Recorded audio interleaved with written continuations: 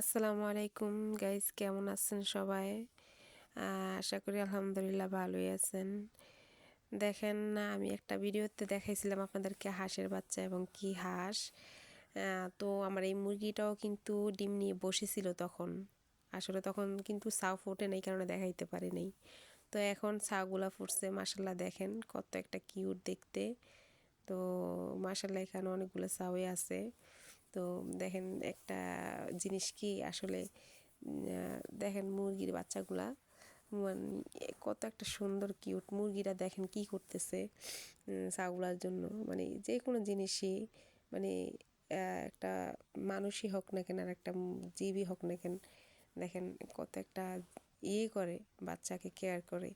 দেখেন বাচ্চাটা, আমি যখন ভিডিও করতেছিলাম তখন এই মুরগিটা অনেক করতেছে এটার ভিতর ঢোকার জন্য, মানে ছাগুলার আমি দেখাইতে পারতেছি না, ক্যামেরার ভিতরে তুলতে পারতেছি না আর কি। অনেক মানে ডাকতেছে, অনেক করতেছে। দেখেন এরপর খাবার দিলাম বাচ্চাগুলারে। এরা কি করছে, এক জায়গায় হয়ে রয়েছে আর কি। যখন মাটা এটার ভিতরে উঠছে খাঁচার ভিতরে, তখন এই খাবারগুলা খাইছিল। তো দেখেন কারা কারা এরকম হাঁস মুরগি পালেন কমেন্টসে জানায়েন। আমি মাসাল্লাহ হাঁস মুরগি পালতাম, অনেক হাঁস মুরগি পালতাম।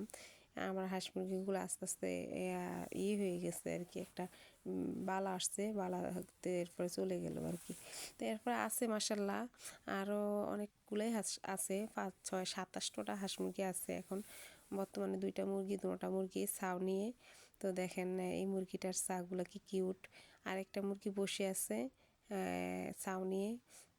তো ওইটারে বসাইছিলাম হাঁসের ডিম দিয়ে আর কি। মুরগির ডিমগুলো হয়ে গেছিলো, তো হাঁসের ডিমগুলো আছে। যখন ছাউগুলো ফোটে তখন দেখাবো চীনা হাঁসের ছাউ। তো কেমন দেখতে জানায়েন কমেন্টসে। আমি হাঁস মুরগি পালতে একটু ভালোই লাগে, একটু আমার সময় কাটে আর কি। তো কারা কারা এরকম হাঁস মুরগি পালেন সময় কাটানোর জন্য জানেন। তো দেখেন এটার বাচ্চাগুলার জন্য মানে কতক্ষণ কতক্ষণ ডাকাডাকি করলো। এরপরে কি করছে, খাঁচার ভিতরে